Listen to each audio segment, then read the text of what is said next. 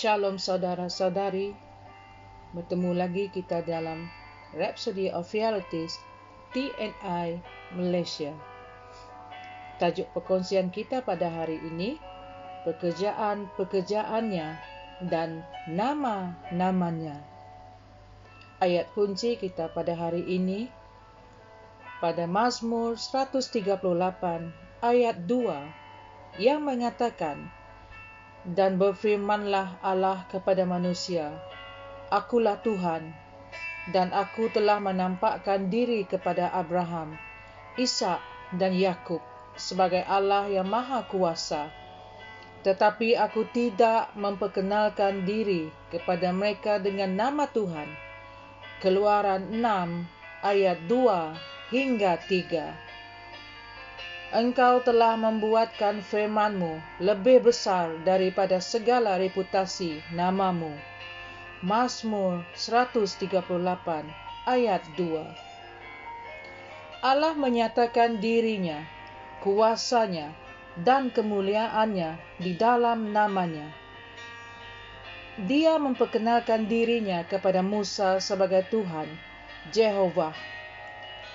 Wahyu itulah yang diperlukan oleh Musa untuk membebaskan orang Israel dari cengkaman Firaun, seorang penguasa yang zalim. Jehovah adalah versi dalam bahasa Latin atau bahasa Inggris bagi Tetragrammaton Yahweh dalam Ibrani. Mari kita membuat satu semakan singkat bagi 7 nama Jehovah yang didedahkan kepada orang Israel pada masa yang berlainan.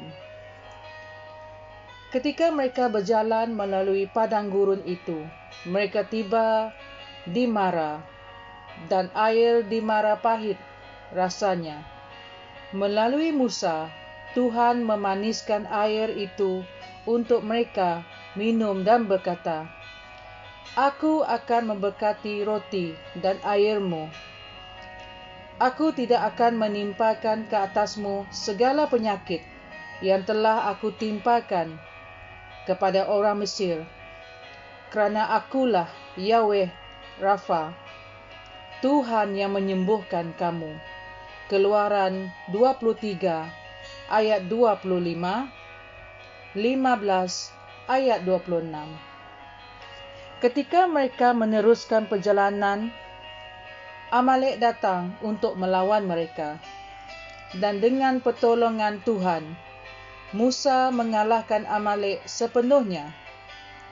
Dalam meraihkan kemenangan itu, dia tunduk di hadapan Tuhan dan berkata, Yahweh Nisi, Tuhan panjiku. Keluaran 17 ayat 13 hingga 15. Haleluya. Perjalanan mereka diteruskan, dan Tuhan berkata kepada orang Israel, dalam semua kemenangan besarmu, kamu harus mengikuti aku dan menyembah aku.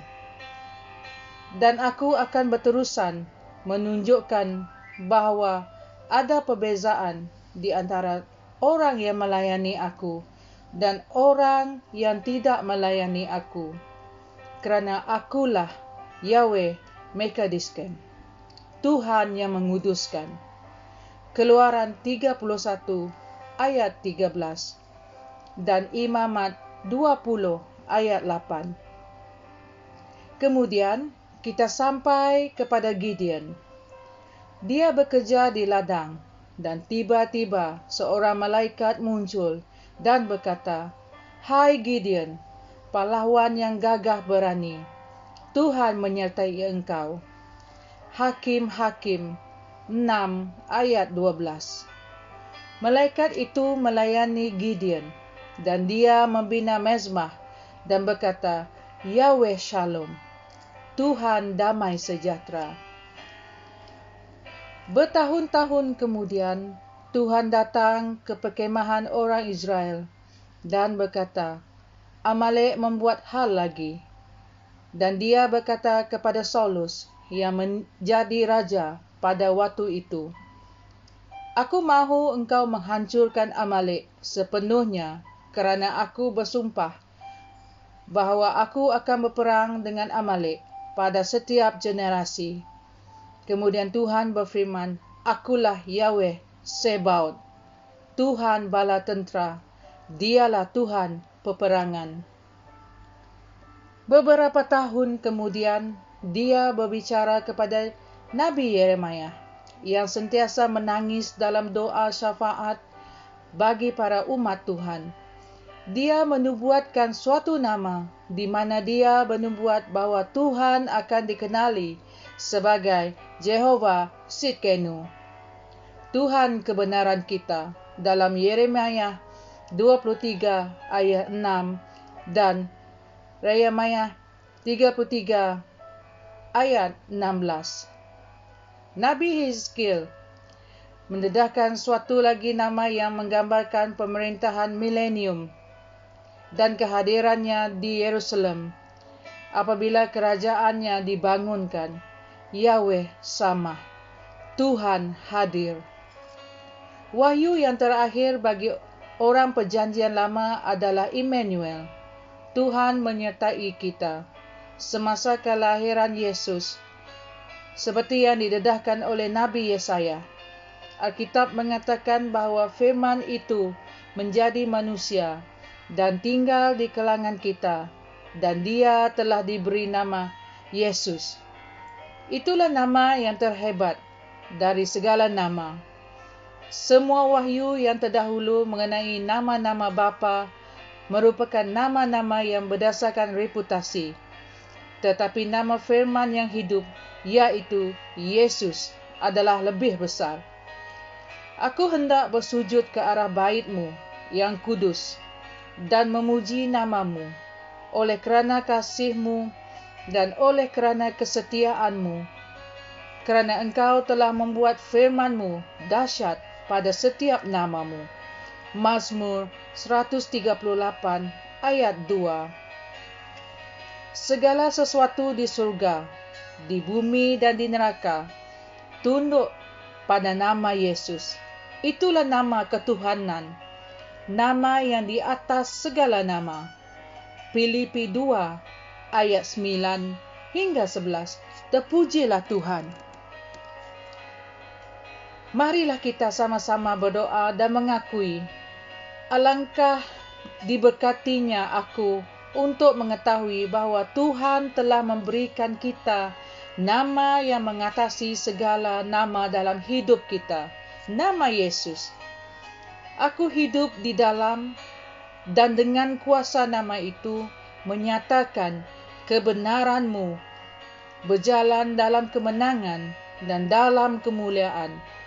Aku seorang yang berjaya kerana nama Yesus dinamakan ke atasku. Haleluya.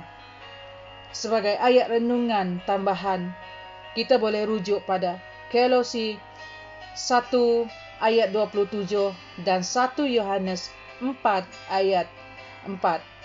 Tuhan memberkati.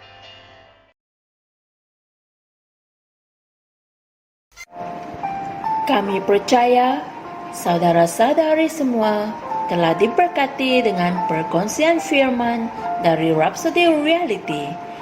Bagi sesiapa yang ingin menjadikan Yesus Kristus sebagai Tuhan dalam kehidupanmu, kamu boleh mengucapkan doa ini bersama dengan saya. Ya Tuhan Allah, aku mempercayai Yesus Kristus, Anak Allah yang hidup dengan sepenuh hatiku. Aku percaya Dia telah mati untukku dan Allah telah membangkitkan Dia dari kematian. Aku percaya Dia hidup hari ini. Aku mengaku dengan mulutku bahawa Yesus Kristus adalah Tuhan dalam hidupku mulai dari hari ini. Melalui Dia dan di dalam nama-Nya, aku mempunyai kehidupan yang kekal. Aku telah dilahirkan semula. Terima kasih Allah kerana menyelamatkan jiwaku. Aku sekarang adalah anak Allah. Haleluya. Tanya, sekarang kamu telah menjadi anak Allah. Untuk apa-apa sebarang pertanyaan atau untuk mendapatkan lebih banyak maklumat mengenai bagaimana untuk bertumbuh sebagai seorang Kristian, Anda semua boleh hantar mesej di akaun Facebook kami atau email kami di tni.msia@gmail.com. Sekali lagi, tni.msia@gmail.com. Tuhan berkati Anda semua.